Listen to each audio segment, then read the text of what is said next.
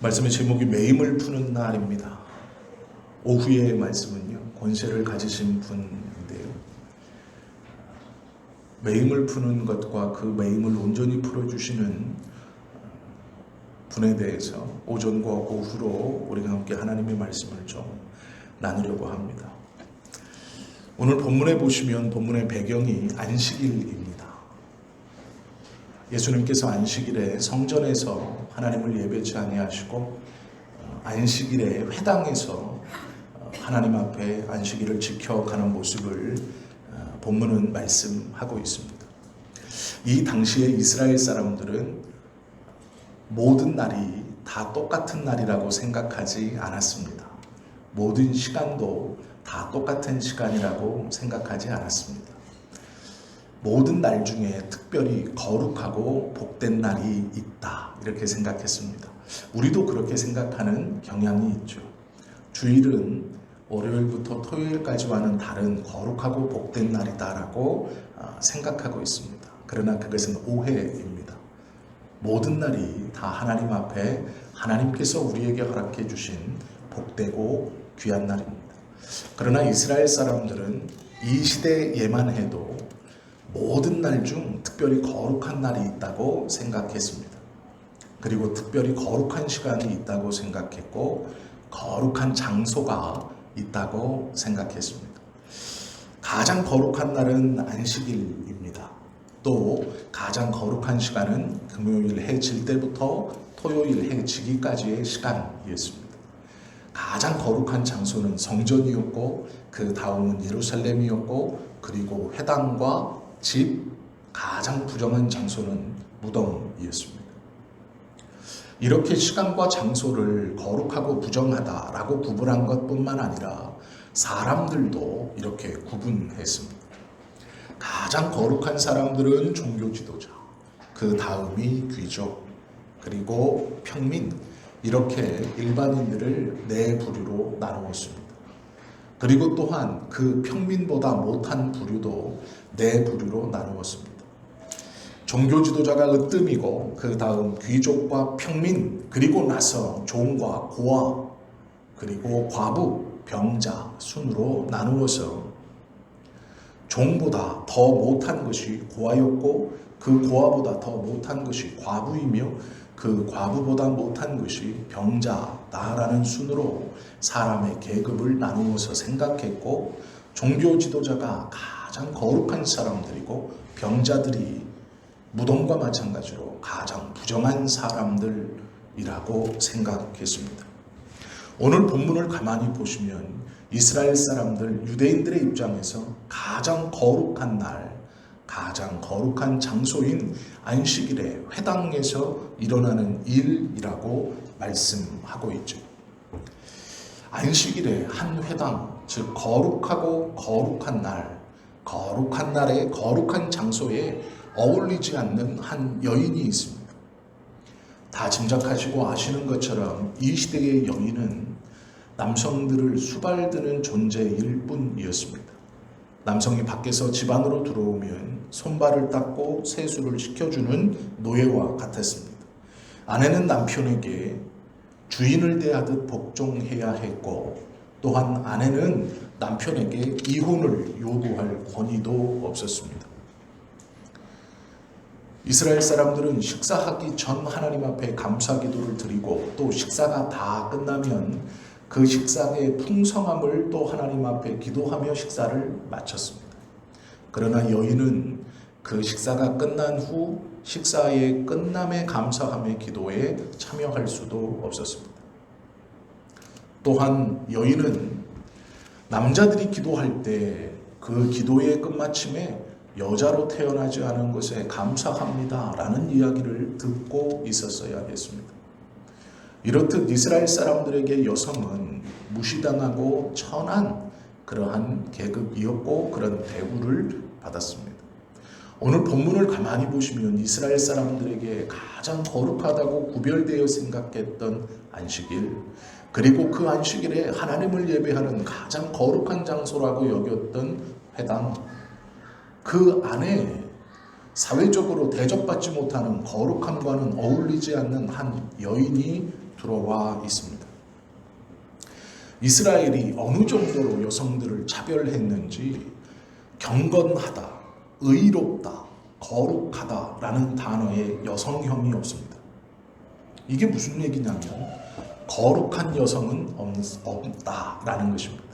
경건한 여성, 의로운 여성은 없습니다. 여성 앞에 경건, 거룩, 의로움을 붙일 수 없었습니다. 말이 성립이 안 되는 것이죠. 뜨거운 아이스 아메리카노 주세요 하는 것과 똑같은 말입니다. 뱉으면 말이지만 그 말은 사회적으로 통용되지 않았습니다. 그 시대상을 놓고 보면 이 여인은 어울리지 않는 곳에 있는 것입니다.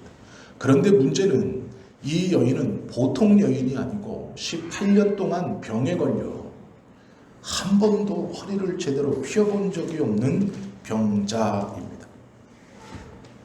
유대인의 생각에 가장 거룩한 날, 가장 거룩한 장소에 가장 부정한 여인이 들어와 있는 것입니다. 그 회당 안에 있는 대부분의 사람들은 이 여인을 마음에 들어 하지 않았습니다.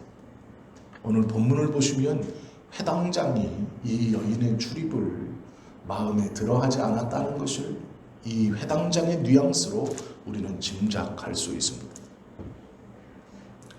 아마 다른 때 같으면 이 여인은 18년 전에는 이 거룩하고 안식하는 이 하나님께 예배하는 이 안식일에 회당에 찾아와 앉아있는 것을 보면 이 여인은 아마 18년 전에는 안식일에는 성전 여인의 뜰에 들어가 있었을 것입니다.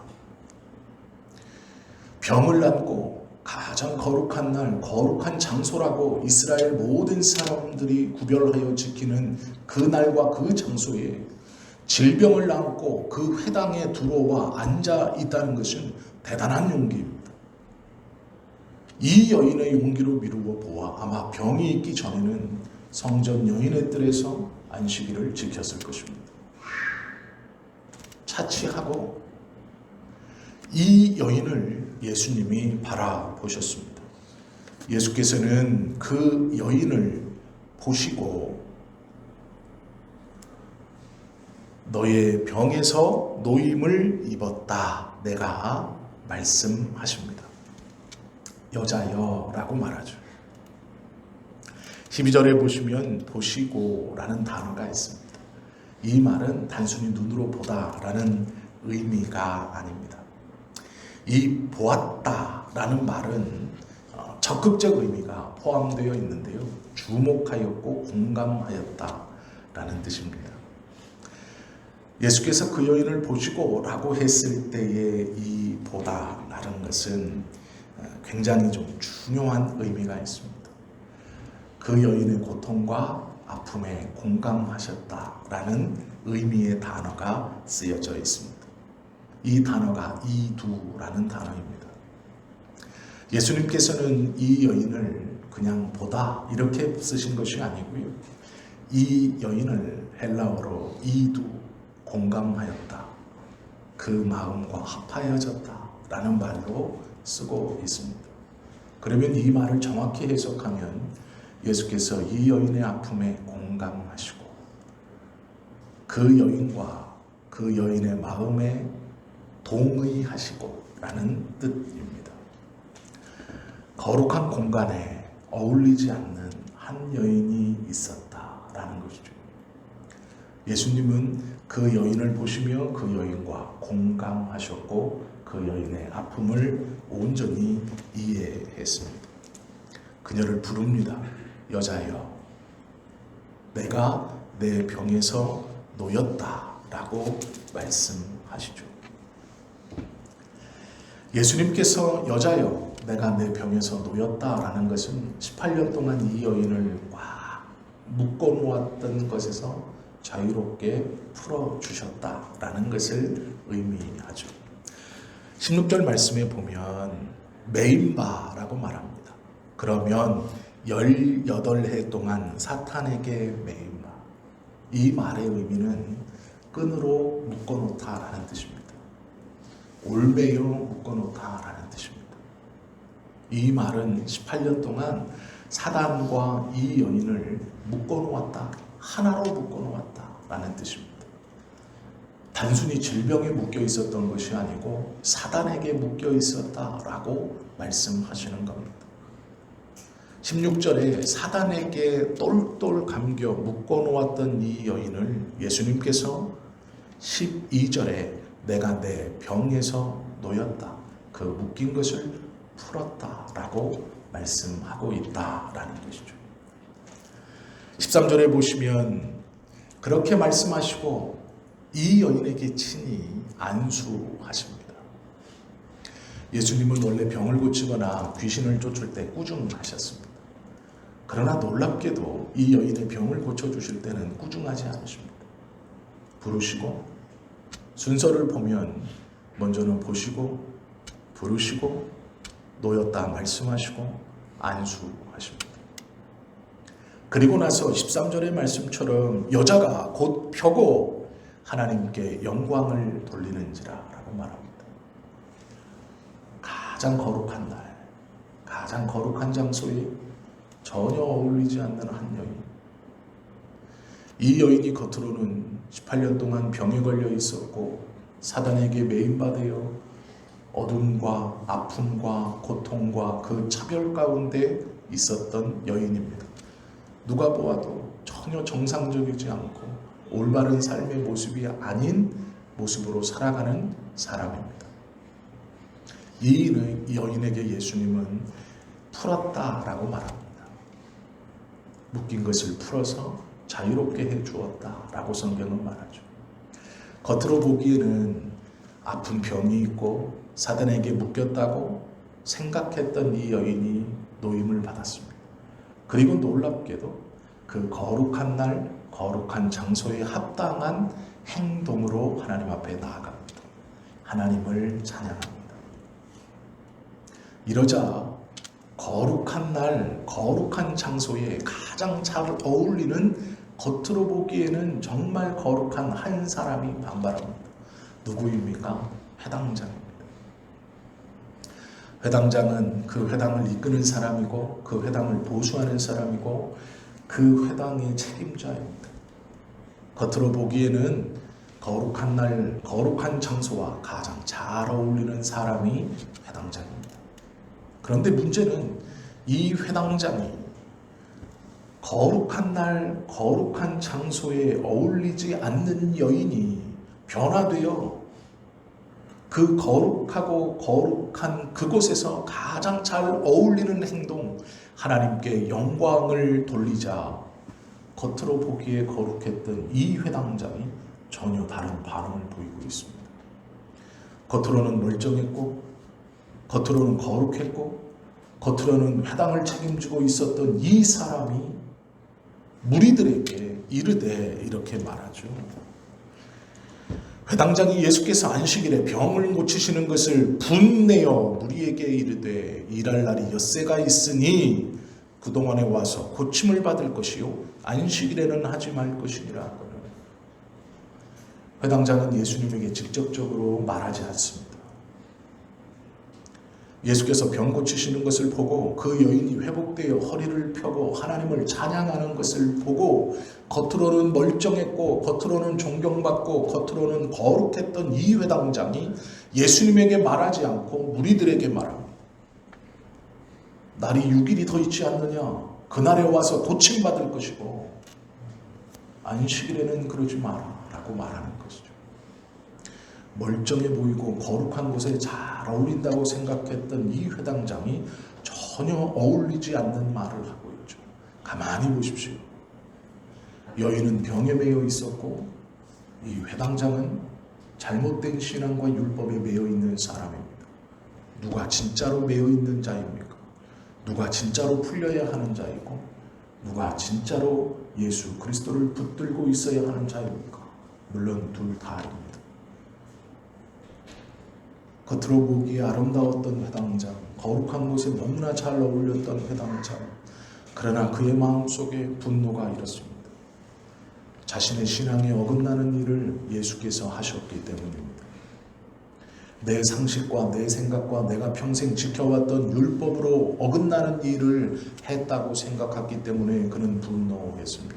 그런데 놀라운 것은 직접적으로 말하지도 못하고 그 옆에 있는 무리들을 선동하기 위해서 그들에게 꾸짖듯 이야기합니다. 오늘날 우리의 모습을 가만히 돌아보십시오. 겉으로 질병으로 하나님 앞에 그것을 붙들고 나아가 기도하면서 하나님께서 나의 치유와 온전한 매임을 사모하는 것은 너무 귀하고 복된 일입니다. 그러나 우리들 대부분은 교회에 너무 잘 어울린다고 생각합니다. 나의 신앙이 이 정도면 됐다라고 생각합니다. 그러나 그 기준과 그 생각이 내 생각과 내 판단과 내 신앙에 꽉 붙들려서 전혀 하나님께서 원하지 않는 잘못된 신앙의 모습으로 온전히 채워져 있는 것은 아닌가를 돌아보아야 합니다. 이 회당장은 주님에게 외식하는 자라는 말을 듣습니다. 회당장은 경건한 자입니다. 이스라엘 사람들의 분류로는 종교 지도자여서 가장 거룩하고 가장 복된 자입니다. 그런 그에게 예수님께서 외식하는 자라고 말씀하십니다. 자기가 자신을 느끼고 있는 거룩한 자, 남들이 자신을 불러주는 거룩한 자, 남들이 자신을 분류하는 거룩하고 복된 자, 자기는 평생 그런 줄 알고 살았습니다. 그리고 그것에 충실했다고 생각했습니다. 그러나 예수님의 평가는 완전히 다릅니다. 외식하는 자라고 부르십니다. 내가 나를 생각하는 평가, 다른 사람이 나의 겉모습과 나의 조건을 보고 평가하는 평가와 나의 중심을 보시고 평가하시는 평가가 완전히 다르다라는 것이죠. 자기도 자기에게 속아 나는 거룩한 자, 나는 회당을 책임지고 있는 자라는 생각, 남이 나의 겉모습을 보고 저는 거룩한 자라고 하는 생각, 그것이 이 사람의 삶을 꽉 붙들고 살았던 것이었습니다. 그러나 예수님은 그의 중심을 보시고 외식하는 자라고 부릅니다. 전혀 다른 분류로 그를 판단하십니다. 이 여인은 18년 동안 병에 붙들려 조금의 허리도 펼 수 없었다라고 성경은 말합니다. 자기가 자기를 보아도 죄인이고 남이 이 여인을 보아도 죄인입니다. 놀라운 것은 예수님은 이 여인을 아브라함의 딸이라고 부릅니다. 앞에서 말씀드린 것처럼 이 여인을 보고 아브라함의 딸이라고 부른 것은 뜨거운 아이스 아메리카노를 주십시오라는 말과 같습니다. 아브라함은 이스라엘 사람들에게 있어서 믿음의 조상이며 가장 거룩한 자의 대표입니다. 하나님의 선택을 받고 하나님의 말씀을 쫓아 지금 이스라엘의 뿌리요 믿음의 근간이요 출발인 사람이 아브라함입니다. 성경을 통틀어 아브라함과 여성을 붙여놓은 건 이 본문밖에 없습니다. 성경 모든 것을 통틀어 제자들이나 예수님께서 친히 아브라함의 딸이라고 호칭하는 건 이곳밖에 없습니다. 유대인들에게는 들려지는 말이지만 이해될 수 없는 말의 단어가 아브라함 거룩함의 대표적인 것과 딸 여성을 붙여놓는 의미, 이 아브라함의 딸이라는 것은 이스라엘 사람들에게는 성립할 수 없는 말입니다. 경건한 것과 부정한 것을 같이 붙여서 예수님이 부르고 있습니다.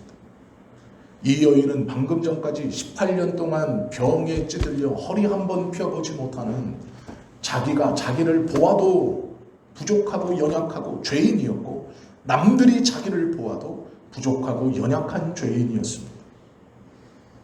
모든 사람, 어떤 사람도 이 여인의 삶을 부러워하거나 이 여인에게 어떠한 기대감이나 이 여인에게 어떠한 선함이나 어떠한 좋은 것을 생각할 수 없는 사람이었습니다. 거룩하고 거룩한 곳에 어울리지 않는 옥의 티와 같은 사람이었습니다. 자기가 자신을 그렇게 판단하고 남도 이 여인을 그렇게 판단했지만 예수님은 다르게 부릅니다. 한 번도 사용된 적이 없었던 단어, 한 번도 그 사회에서 통용되거나 쓰여져 있지 않았던 단어, 아브라함의 딸이라고 부릅니다. 아브라함의 후손, 아브라함의 자손, 아브라함의 아들이라는 말은 사용하지만 아브라함의 딸이라는 말은 참남한 말입니다. 부정한 것의 대명사인 여인과 거룩의 대명사인 아브라함을 붙여 놓는다는 것은 이해할 수 없는 일입니다. 그러나 예수님은 그렇게 말씀하십니다. 겉으로 보기에 괜찮은 사람이었던 회당장, 그를 향해서는 외식하는 자라고 말씀하시고, 자타가 보기에 부족하고 연약하고 죄가 많은 이 여인을 향해서 아브라함의 딸이라고 부르십니다. 이것이 하나님의 평가입니다. 이것이 예수님의 평가입니다. 우리가 내가 나를 아무리 좋은 사람이라고 생각하여도 하나님은 우리의 중심을 보시고 우리를 정확히 부르십니다.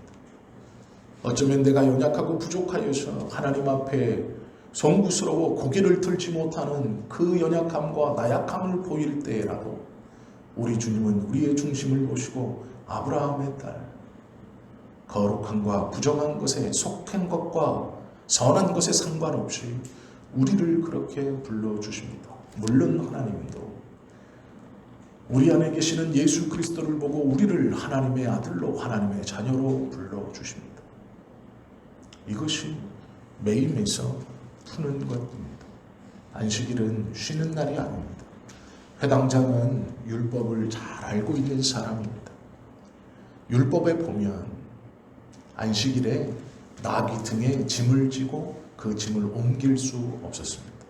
그러나 목마른 나귀들을 그 묶어놓은 곳에서 끌러 우물까지, 물이 있는 곳까지 끌고 가서 물을 마시게 할 수는 있었습니다.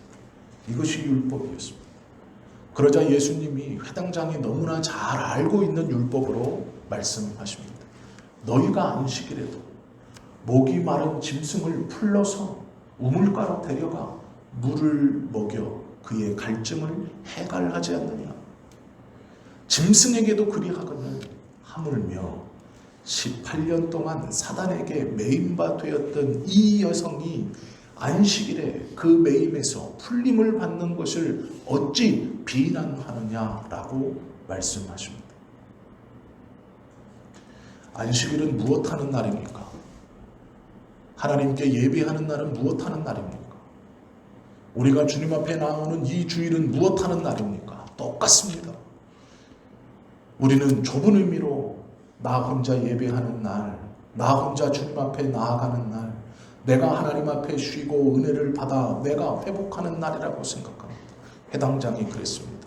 율법에 준수하여서 쉬는 날, 엿새 동안 열심히 일하고 하루를 온전히 쉬는 날, 그것이 회당장의 생각이었습니다. 18년 동안 하루도 쉬어보지 못했던 그 병에 매여 18년 동안 허리 한번 펴보지 못하고 그 따가운 시선 속에서 한 번의 자유로움도 한 번의 편안함도 느껴보지 못했던 이 여인에게 안식일은 쉬지 못하는 날이었습니다. 아니 어쩌면 거룩한 곳에 어울리지 않는 그 시간에 꾸역꾸역 찾아 들어가 그곳에 앉아있는 그것이 어쩌면 안식일이 이 여인에게는 더 많은 눈총과 더 많은 압박과 더 많은 공공함과 어려움을 느끼게 하는 날이었다라는 것이죠. 회당장에게 안식일은 쉬는 날입니다. 율법이 그렇게 명하고 있다라고 생각했습니다. 그러나 예수님은 안식일을 그렇게 말하지 않습니다. 안식일은 쉬는 게 아니다. 안식일은 너만 쉬는 게 아니라 너의 이웃도 쉬는 날이다 라는 것이죠. 회당장인 너만 쉬는 게 아니고 회당 안에 들어와 있는 저 여인도 쉬어야 하는다. 그러기에 매임에서 풀어주시는 것이죠. 회당장에게 안식일은 내가 안식하는 날입니다. 내가 하나님 앞에 안식하고 쉬는 날입니다. 그러나 예수님에게 안식일은 너도 안식하고 내 주변에 있는 그 이웃도 안식하는 날입니다. 하나님은 그렇게 가르쳤죠. 내 남종이나 여종이나 내 집안에 거하는 객이라도 쉬게 하라. 이것이 하나님께서 안식일을 지정하시며 쉬라라고 명령하신 정확한 의미입니다. 너도 쉬고 내 여종도 쉬고 내 남종도 쉬고 내 집안에 있는 객도 손님도 쉬는 날, 너도 쉬고 너의 주변도 쉬는 날, 그날이 안식일이다 라는 것이 하나님의 말씀이었습니다. 이 회당장은 자기의 안식일에 갇히고 자신의 율법에 갇혀서 이 날을 그렇게 생각했습니다. 나 혼자 쉬는 날, 내 쉼에 방해가 되는 모든 것들, 내 쉼에 기분을 거슬리게 하는 모든 것들은 잘못된 것이다. 그러기에 분노합니다. 어쩌면 우리가 예배를 방해한다고 생각하는 나의 주변, 나의 옆에 있는 성도들에게 분노하는 이유가 그것일지 모릅니다. 내가 하나님 앞에서 쉬는 날, 내가 예배하는 날, 왜 저가 방해하나? 왜 저 아이가 방해하나? 아니에요. 그것은 이 회당장처럼, 겉으로 멀쩡한 회당장처럼 내 쉬는 날에 초점이 맞추어져 있기 때문입니다. 그도 쉬는 날이에요. 그가 하나님 앞에서 뛰어놀므로 쉬는 것이고 때로는 울면서 쉬는 것이고 그가 그 나름대로 하나님의 성전에 나와 하나님의 은혜 안에서 쉬고 있는 것이죠. 우리 모두가 함께 쉬는 것입니다. 이것만 해도 대단한 것인데 예수님은 이 안식일에 하나를 더 하십니다. 나도 쉬고 내 옆에 있는 이웃도 쉬고 내 옆에 있는 교우도 쉬는 날, 그날이 안식일이다. 그것뿐 아니라 적극적으로 매임을 풀어 온전한 쉼을 누릴 수 있도록 도와주는 날, 그날이 안식일입니다.